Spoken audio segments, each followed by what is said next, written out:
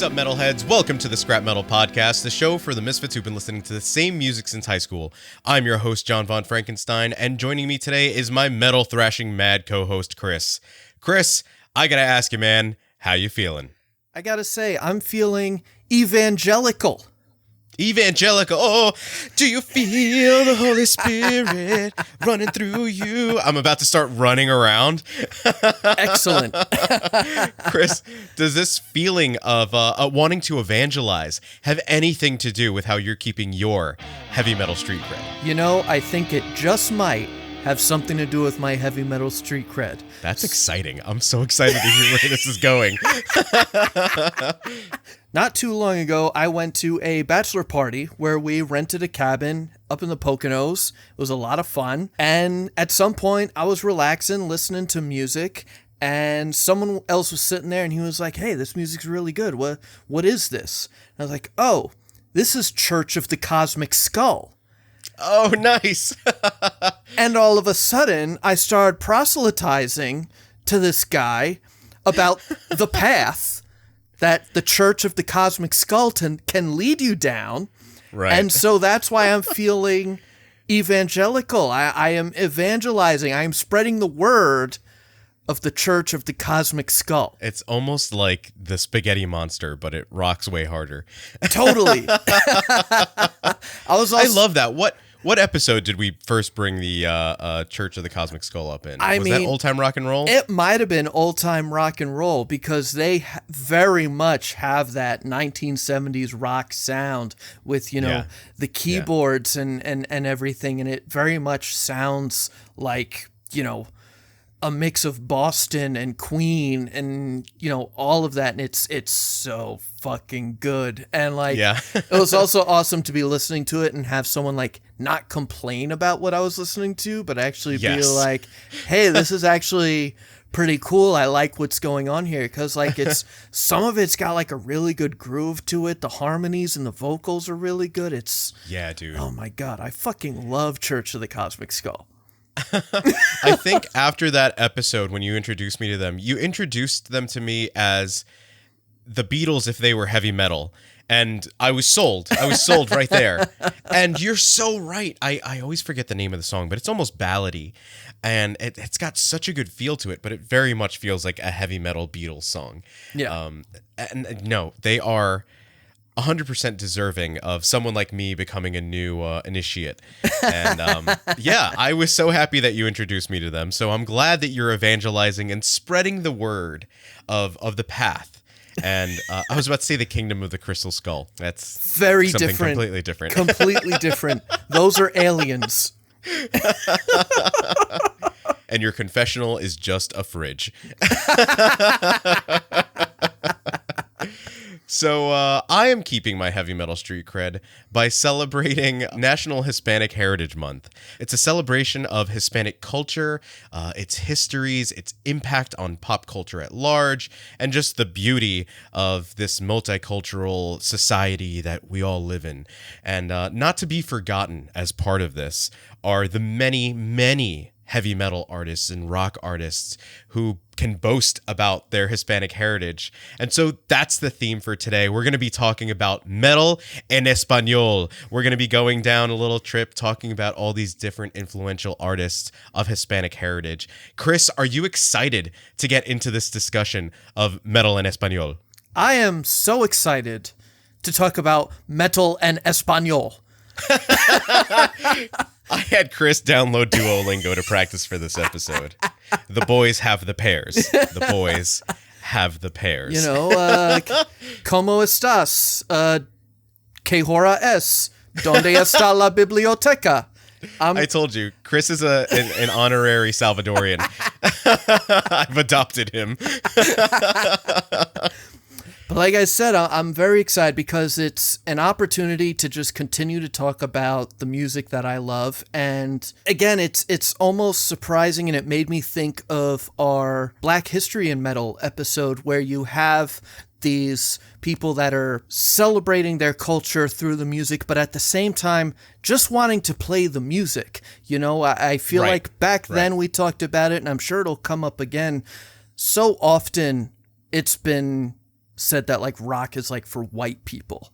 And it's Right. always great to be able to talk about it and be like, well, no, rock is for everyone. You know, it 100%. does not matter your skin color. It doesn't matter your ethnicity, your nationality, your cultural background. Rock is for everyone. And so it's great to have an opportunity to talk about that again. And yeah, just really, really excited to talk about it and see what other Spanish phrases I can remember from my Spanish class in high school. I'm excited to start breaking out the Spanish textbooks, which I always drew in and just like threw out. I was like, yeah, this will be, what's the song from Cheech and Chong's?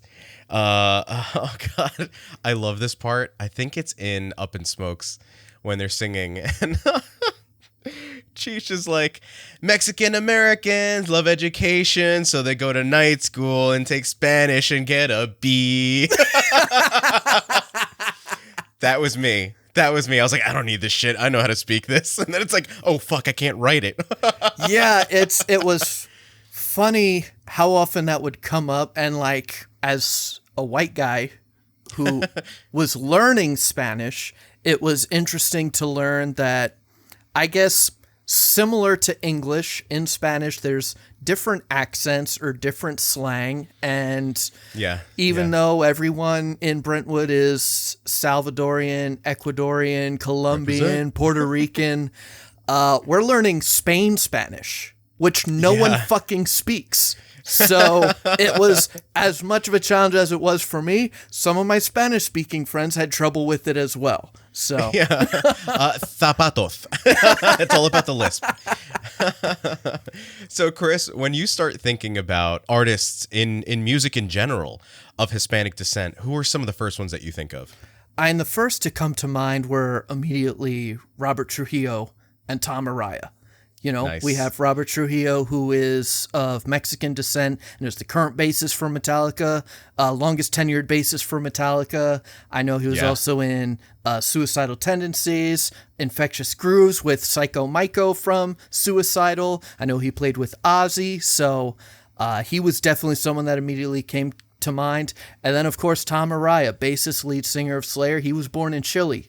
And, you know, it's funny how often Slayer will be accused of white supremacy and things like that. And it's like, you've got a Chilean dude up there saying this stuff. Like, it's kind of hard to say that the Chilean guy hates like anyone who's not white. Yeah. It's kind of hard to say that. And I didn't look it up to confirm it, but I believe Dave Lombardo is also Puerto Rican. So you've mentioned that before. You've got and that I as was well. Incredibly surprised. Yeah. Yeah. I hadn't realized that. But yeah, no, those are definitely, when you're talking about heavy metal, those are two of the biggest names that I think jump out right away. You know, I'm doing my best tribute to Robert Trujillo with the braids too. You know, my hair is finally long enough for me to do it. So I've been so happy I've been doing that from time to time now too. Just rejoicing in having my locks back. But for me, it's also artists like Carlos Santana. Yep. And so I have to make a correction because in the protest metal episode, my dyslexic ass has always called him Zach de la Roche, and it's Zach de la Roca. And I'm so sorry. Like, I have heard your comments, I have read them, and I'm sorry. I know my pronunciation is not always the best, probably because I learned Spanish first. I learned English second. But even artists like Tony Campos, the bass player for Static X, the bassist and vocalist for the band Asesino. I've always loved Tony for his energy on stage and just his presence, very much like Rob Trujillo, where he just like, instead of crab walking around, Tony's like a bigger guy, and he's just like always up there, almost like just kind of just grooving. Like he's in his own little pocket. And I just love the role that he plays in any of the bands that he's in. And yeah, it's just so cool to think of, like you said, so many times heavy metal and rock is seen as white people music. And you think of the fact that even going way back to the days of early rock and roll, you had artists like Richie Valens. Yeah. Who, the song is called La Bamba. and it's sung in Spanish, but it's a song that hit the airwaves and that everyone could get into. So this wasn't a song by a Hispanic artist for Hispanic listeners. It was just music that was being put out there that helped to bridge a sort of gap that was probably a lot bigger. I'm sure it was a lot bigger back then than it is now. And that's, he was kind of he was a trailblazer in that sense. The fact that he was putting out this music for everyone to enjoy. And, tragically he passed away along with Buddy Holly and the Big Bopper, as documented in the La Bamba movie, where he's played by someone who looks nothing like him. Lou Diamond Phillips doesn't look anything like the real Richie Valens, but whatever. For years, like that movie's so impactful that for years I thought he also wrote Sleepwalker, the song that plays at the end, like when everyone finds out that Richie Valens is dead. I was like, oh yeah, that's his song. And it wasn't until recently that I found out that it's not. So, I mean, goes to show you how important those pieces of Hispanic culture can be. When we're also talking about psychedelic music like the Church of the Cosmic Skull, you've also got artists like Question Mark and the Mysterians and their song 96 Tears, which was originally going to be called 69 Tears, but their management was like, no, you can't allude to 69ing on the radio. And he's like, why the fuck not, dude? My name is Question Mark. I've always loved that story. I think I first saw something about that on like VH1's countdown of the 100 most influential rock songs or something like that. Yeah. And they were probably number 96. But again, it's the history of rock and metal in general is so steeped in culture. And like you said, it's you have examples of artists who make kind of crossover Spanish music. It's meant to be like a band like Maná, who is probably one of the biggest rock and Español bands out there. They make like radio-friendly sort of pop rock hits, like stadium rock pop hits. But they're awesome. And they are a band that sings in Spanish for a Hispanic audience. And then you've got artists that are just have grown up in the scene and just happen to be of Hispanic background. And those are the examples that are kind of closest to my heart, because it's like it just shows, like you said, that this music really is for everyone. Yeah. Chris, did you find yourself, as we were preparing for this episode, finding more and more examples than you were even aware of? Absolutely. When I did a search, it surprised me when Question Mark and the Mysterians came up, because, again, I'd heard the song 96 Tears. I'd heard the story that it was originally supposed to be 69 Tears. I knew the guy's name was fucking Question Mark. Yeah. And then I'm reading about it, and I'm like, oh, a list of influential Latin American musicians, and it includes Question Mark and the Mysterians.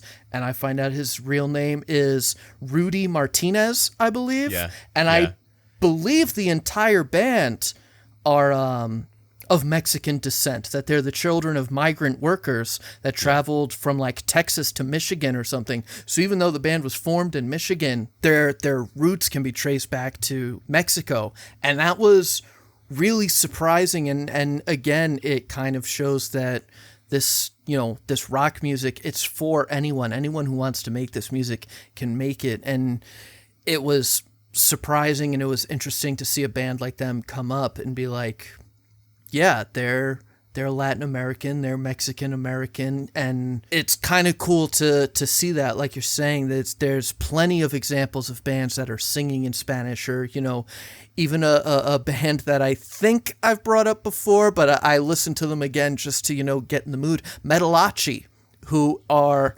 also of Mexican descent and do mariachi covers of hard rock and heavy metal songs. They are very much bringing a focus to their Mexican culture, which is also really cool, but it's also fun when you realize a band like Question Mark and the Mysterians is a completely, Latin American band. Yeah. Yeah. Actually, on the topic of a band like Metalachi, where they are celebrating, they're highlighting their Mexican heritage, is a band like Los Straitjackets. I love these guys. We might have brought them up briefly in one of our horror punk episodes. I forget which one, but they have a whole album where they're doing basically surf rock covers of 50s and 60s rock songs. And like growing up, it was not weird for me to hear a Creedence song sung in Spanish or like a Rolling Stones song sung in Spanish, because my dad had CDs upon CDs of these rock bands from El Salvador, from Central, from Latin America, who would play covers of, the popular Beatles, Stones, the Yardbirds, like all of these early rock songs, like British invasion songs pretty much, and just rework the lyrics to be sung in Spanish. So their album, Rock en Español, it does exactly this. You have All Day and All Through the Night, You Really Got Me Now. They turn Dizzy Miss Lizzy into El Microscópico Bikini, which translates to the microscopic bikini. And it's great. It's so much fun. And it's really cool hearing something that like I grew up with pretty much. My dad listening to these cover songs constantly. And then hearing a modern album that has that same sort of take. And Los Straitjackets are super cool. They dress up like fucking luchadors. So they've got like luchador masks on and suits, and they play like this surf rock and like early like 50s and 60s rock. And I absolutely adore these guys.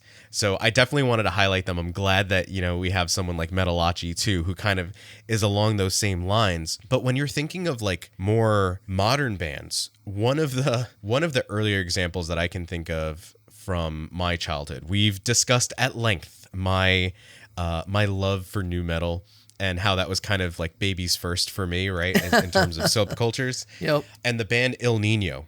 I remember when their song What Comes Around came out, and it was this nu metal song with like a Latin American breakdown, and like their bridge, it had like bongos and stuff like that.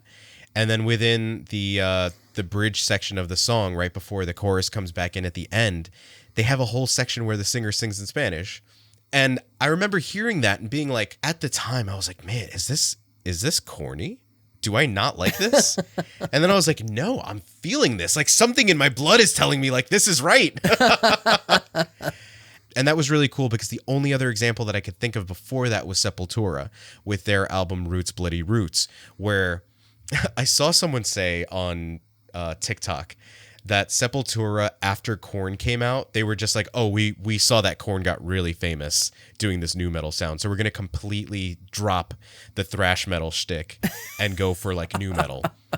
But the Roots album was meant to be just that. These guys from Brazil going back to their roots and injecting a lot of those Latin American rhythms into their heavy metal. So having the Roots album as like an early cornerstone for me, being like, oh, okay, you can do Spanish flavors in a heavy metal song. And then with El Nino coming out, they might not have had like the most staying power, but that song definitely does. Chris, I know that you're a huge fan of punk rock as well, and you've already brought up Rob Trujillo's involvement with Suicidal Tendencies, but what are some other artists within the punk scene who can boast about their Hispanic heritage? I know one guy that we can talk about is Roger Miret of Agnostic Front, Freddie Madball of Madball, because that's his last name. Doesn't matter what it says anywhere else on his birth certificate. According to Wikipedia. He was Freddie Madball. Even Psycho Myco himself of Suicidal Tendencies can claim some Hispanic descent. And so it's cool to see these guys that are, Agnostic Front, Madball. These are classic NYHC bands. Like these guys are some of the most important bands in the scene. And they have members that are Hispanic, that are of Latin American descent, and it's so cool to see that diversity in the scene, in the genre. It very much shows how accepting we are in a scene. If you can kick ass and play really great fucking rock music, metal music, punk music, whatever it is, you're a part of our scene. We don't care what your background is. If you can rock, you can fucking rock. And it's cool to see that. Again, in punk rock, you hear so many lyrics that are about social causes or about struggles that might affect certain people of certain nationalities in this country more than others, but it's something that so many people can relate to that you're also kind of not surprised that in a scene like hardcore or punk rock that it does get so diverse, because, you know, the struggles that they're singing about doesn't affect just one kind of person. It affects everyone. Right. It's something where we can all find common ground. So they may be singing from a personal standpoint, but it's subject matter that can affect anyone within the scene. And yeah, like you said, these are bands that are so important to the scene, and they help to define the scene. So like, I can't help but feel a little bit of pride that, you know, you have some guys in the band that like legends of the hardcore and punk scene who are of Hispanic and Latin American descent. It's a really cool thing. Again, especially when you grow up kind of hearing that, like, you know, that this music is not for you. Yeah. And just to be like, really? Well, check out all these examples that I have scribbled on my palm. You know, one cool example that I found after doing our punk rock Big Four was the Casualties. And I know Jorge Herrera kind of has his, we don't really talk about him anymore. But the Casualties as a whole have had a lot of punk rock songs in Spanish, hardcore punk rock songs in Spanish. Yep. Even their newest vocalist, I forget his name off the top of my head, but he also sings in Spanish. He also boasts Latin American descent. So it's just something that's so cool, because it's, until you start to do your research or you educate yourself a little bit more, like you and I may know that we're accepted within the scene, but unless you're seeing the representation, it's not always that easy to see. Yeah. But yeah, I'm not wondering if a band like Madball, a band like the Casualties, a band like Suicidal Tendencies, these are both like East Coast and West Coast bands where you do see a lot of people of Hispanic descent, you know, traveling up here. And like New York City is a very, very diverse.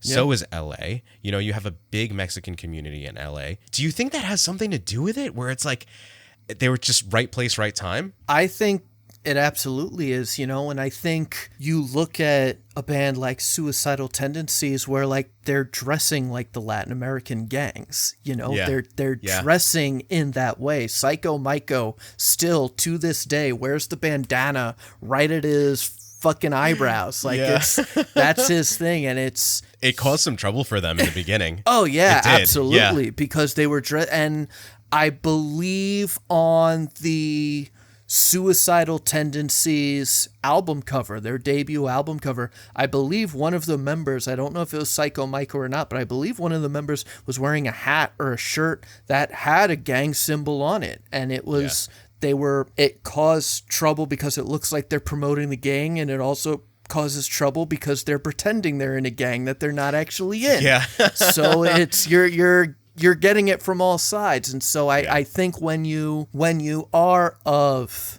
Hispanic and Latin American descent and you are surrounded by the diversity and the different cultures, you can't help but be influenced by it.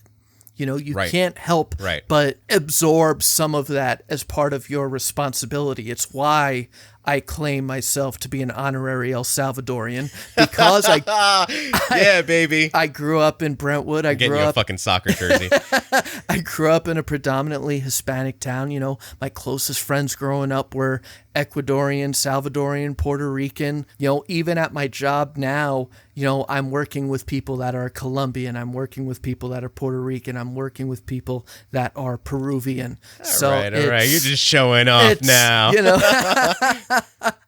but you can't help but be influenced by those things. And I joke about my inability to speak Spanish and I only know the few phrases, but it's like between working with people, between growing up with people, and even some of the media I watch. You know, I was introduced to Metalachi through the wrestling show Lucha Underground. Right. And a lot of Lucha Underground, you know, embraced the Mexican culture that is a big part of Lucha Libre. And they're in Los Angeles, which does have that, you know, Mexican culture in it. And so many of the wrestlers were from Mexico and would perform their promos in Spanish. And they would just have the subtitles. And so, like, some of my favorites were guys like Pentagon Jr. and Phoenix. they only speak Spanish. They're doing their promos in Spanish. And it's like, I learned more Spanish being able to watch this show because you also had wrestlers that had Spanish names. There was a wrestler by the name of Mala Suerte. And I learned that meant bad luck. Yeah. You know, it's, I might have learned that in 8th grade when I took Spanish, but I didn't fucking remember it until I'm watching this show. And there's this guy in a fucking checkered morph suit that's he's a part of like a Alice in Wonderland Mad Hatter stable, and his name is Mala Suerte. You know, they had wrestlers on there that were supposed to be like Mexican gang members. There was Mr. Cisco and Cortez Castro, and like they were dressed like fucking cholos in the ring. As they were beating the shit out of people. And like, obviously that's not the part of Hispanic culture you want to be celebrating. But my point is that being exposed to the more positive aspects, the Aztec culture, the Aztec history, and just the Spanish language, it's important to be exposed to more diverse stuff. Yeah. And to be a well-rounded person. And so it's cool to learn more of this language that I have been surrounded by for most of my life. Even playing the first Red Dead Redemption, there's a portion of the game that takes place in Mexico. And I remember there's a couple parts where one character who's Mexican is speaking to the main character, John Marston, and he's like, "Oh, have you ever been to Mexico?" And John is like, "No, but I know someone from Mexico. I'm looking for him here in Mexico." And he's like, "Oh, and he didn't teach you how to speak any Spanish?" And John's like, "I remember him saying cabron a lot." And then the character is like, "All right, well, we're going to help you find these cabrons."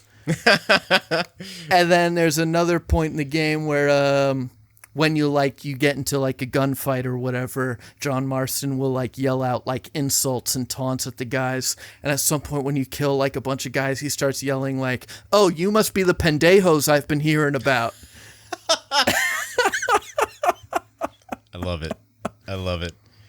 Oh my God. So yeah, it's steeped within all different facets of culture, you know, pop culture, be it music, video games, TV, you know, wrestling, whatever. Another part of the country that can boast about their Hispanic heritage is Texas, right? Like, Texas was Mexico. Yep. So they have a huge Mexican-American community, you know, the Tejano community as well. And one of the bands from Texas is Upon a Burning Body. And when I first heard of them, the reason that they have stuck out to me was because of their song Till the Break of Dawn, which has an intro by none other than Jose Mangin from Sirius XM. And I instantly recognized that it was Jose in the intro of this song. It's so cool. It starts off with like this nylon string guitar playing this quick little melody. It sounds like something by Juanes or something by Maná, but then comes in the dun-dun-dun. So it's like do-do-do-do-do-do, and it's like with maracas in the background, and then just dun-dun-dun. And it kicks into this like drum beat and then like a beat down riff. And over it comes Jose talking about the band, like introing the band, basically doing like this wrestling promo for the band. And it's like, "Oh, you know, vienen de Texas and blah, blah, blah." Like in the way that only Jose can scream. And it gets you so hyped up for the song. And I loved it because it injected that feeling of being like at a quinceañera. And like everyone is just fucking dancing, and they inject Spanish phrases into the song, you know, pa arriba, pa abajo, pa dentro, pa centro, and like all this stuff that makes you feel real hyped up about the song. And it's just about partying until the break of dawn. And there's another part right before they go into a breakdown where they're talking about like being with my hermanos and all of my tejanos, and then they're like, "And everybody get buck, buck, buck." Dude, when I heard that part, I was like, "This is my new favorite song." And I just fucking cranked the radio. I was at work and I'm like, "This is amazing." I loved it. This song is so cool.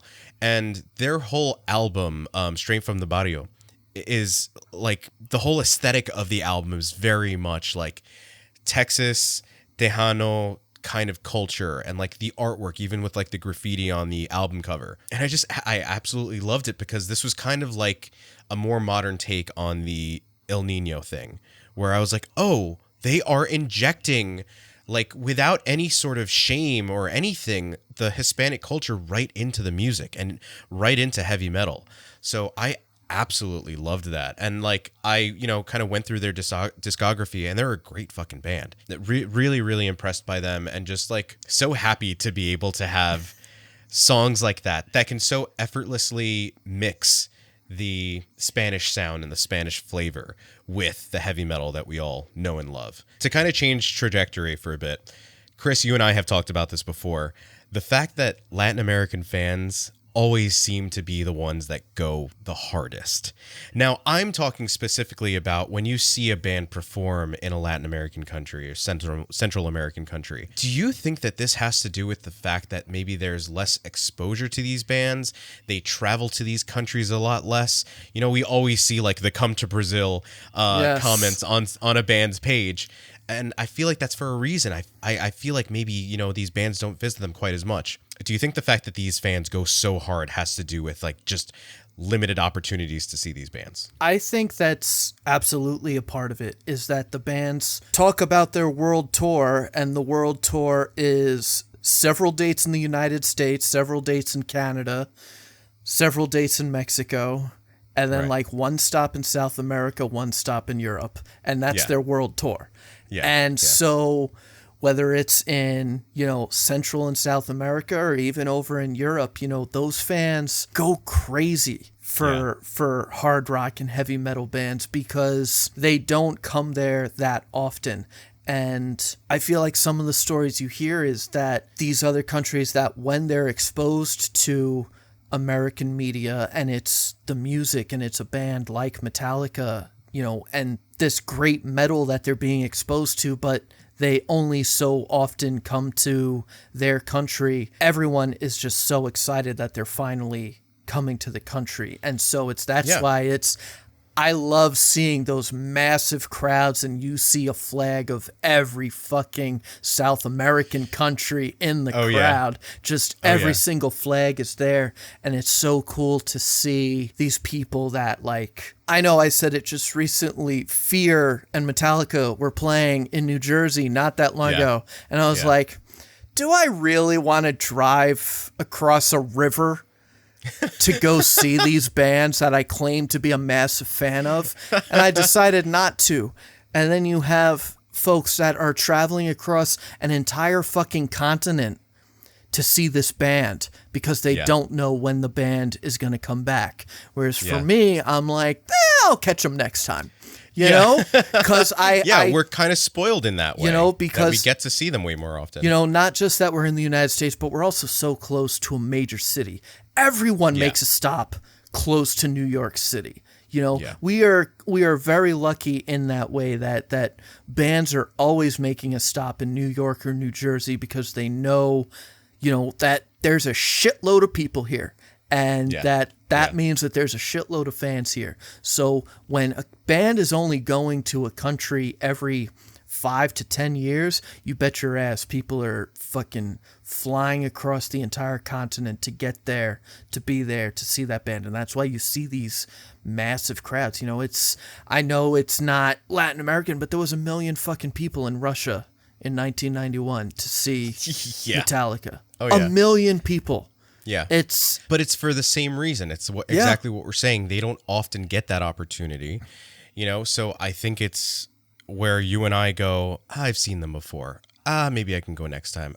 You know what? Maybe I won't catch a show in New York, but maybe I'll go to Connecticut or something to see them, or PA. I don't know. It's so easy for us. Yeah. And it might not be so, for these fans in Central and South America. So they're going to take whatever opportunity they have to see them.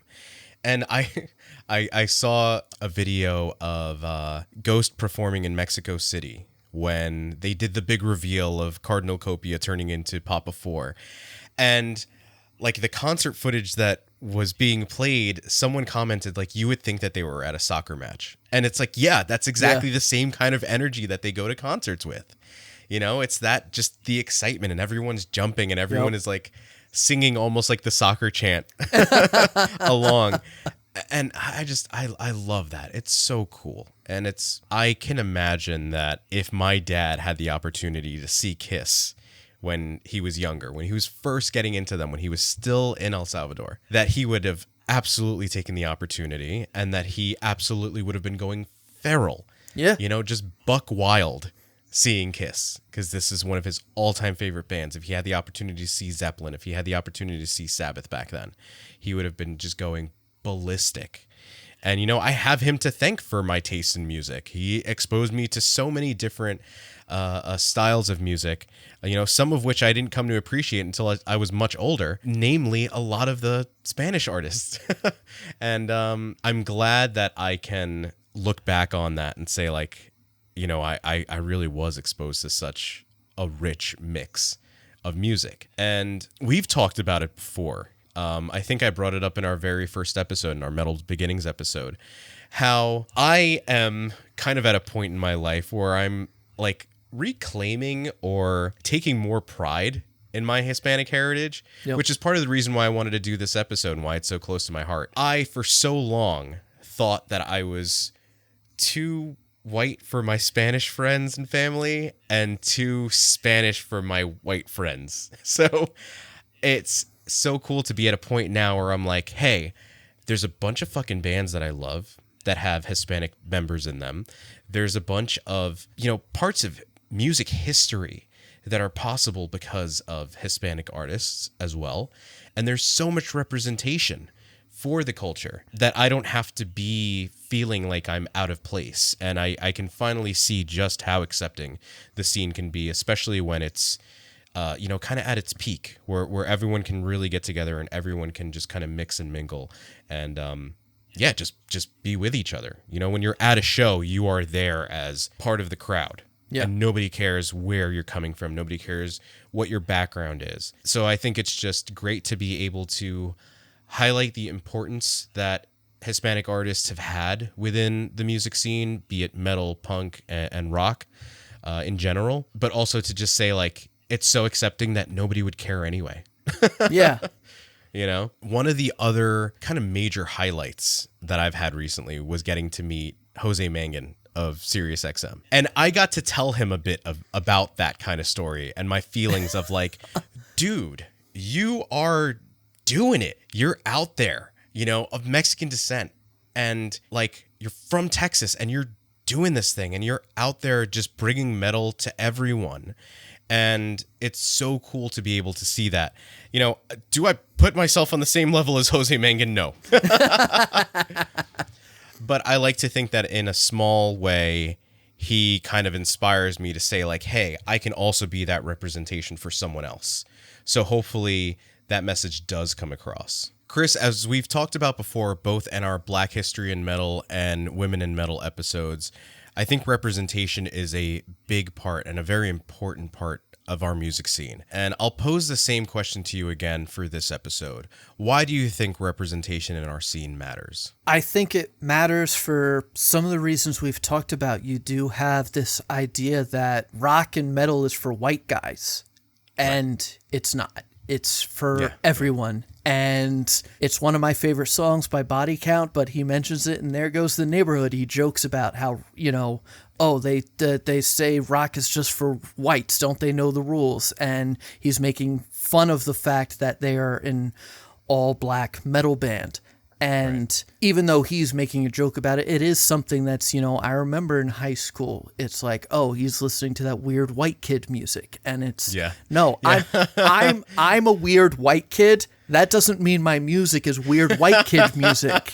It's just an alternative style of music, but it's for anyone and everyone, I think the fact that you'll have very popular rap songs sampling Crazy Train tells you that rock is for fucking anyone, Public Enemy, name dropping Anthrax because Scotty is wearing a Public Enemy shirt and then releasing a song like She Watches Channel Zero that's using the breakdown from Angel of Death by Slayer. It's metals for everyone. People who enjoy music are allowed to enjoy whatever music they're allowed to. And so I think when you run into those stereotypes that rock and metal is only for white guys, it's important that someone point out that no, it's for everyone. There are, black men and women doing this. There are Hispanic men and women doing this. It's for everyone. And so representation is super important because of that, because you do run into those stereotypes that it's for the white guys. It's not. It's for everyone. And so when you have these women, you have Hispanic, you have black people doing it, that shows not just white people, but also women, Hispanic people, black people, that no, this music is for you. You're allowed to enjoy this music no matter what anyone says. If someone is trying to tell you that this music is for white people, it's not. They're lying to you. This is for anyone and everyone, you included.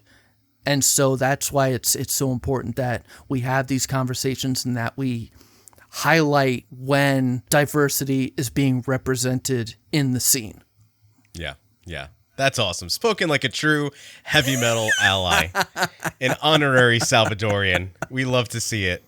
Chris, and with that, what is your suggestion this week? So my suggestion this week is a band we've already talked about. That's Suicidal Tendencies and their 1993 release, Still Psycho After All These Years. This is actually a re-recording of their self-titled debut from 10 years earlier. Psycho Myko got into a feud with the record company that released the original. He didn't have the rights, he wasn't getting his royalties, and he said, fuck you, I'm re-recording the entire album with a new band. And included in that band was Robert Trujillo. So I figured this was a great album to talk about, a great band to talk about. Some highlights off of this album are Institutionalized, the first Suicidal Tendencies song I ever heard. It was actually this version that I heard, not the original version from 1983, which, side note, that music video features Tom Araya. Psycho Myko bumps into Tom Araya right at the beginning of the music video for the original version of Institutionalized. Other songs off of Still Psycho After All These Years include Subliminal, Don't Give Me Your Nothing, which I know is a song I've talked about in the past. Yeah. Possessed is one of my favorite songs off of this album. Fascist Pig is a great song. And of course, I Saw Your Mommy, which is about seeing some person's mother dead in the gutter, and it's the stupidest fucking song. Like, he talks about like how gross it is, like rats using her hair as a nest, and like I think like something chewing on her toes or something. He takes a picture of it, and like it's just such an absurd song, but it's so fucking good. And yeah, that's why I'm suggesting this album, Suicidal Tendencies, their album Still Psycho After All These Years. Definitely go check that shit out. That's awesome. I love the suggestion. So my suggestion is a little less on the punk side, and I guess it's what they've described as death grind, along the lines of another band like Brujeria, who's, another super important metal band with Latin American flavors. But my suggestion this week is the band Asesino, which features Dino Cazares from Fear Factory, an artist that I forgot to mention during the rest of the episode. Super, super important. And also Tony Campos from Static X as the lead singer and bass player. These guys are just fucking awesome. Their entire album, Cristo Satánico, rips. It is great. One of the first songs on there, Regresando Odio, which is just returning hate or, putting hate out there, is a great fucking song. Maldito. Yo no fui, which is I didn't do it. So it's all about like, it wasn't me, it was the assassin. Songs like Enterrado Vivo, Buried Alive. That song is fucking great. It ends with the sound of a dude getting dirt piled on top of a makeshift grave, and he's like screaming and clawing at the fucking inside. This entire album is just fucking sick. The subject matter is sick. It's a lot like Brujeria, which sings a lot about like killing people and like dealing drugs and shit, like playing into, the stereotypes, I guess, trying to make people afraid. Yeah. But this is more of like if Cannibal Corpse was from Mexico, then you'd have Asesino. And I fucking love these guys. Go check out the album Cristo Satánico by the band Asesino. Thanks for tuning into this episode of the Scrap Metal Podcast. The time has come for us to pack up our gear, but we'll be here to rock out with you in the next episode. Lavos los manos, everyone.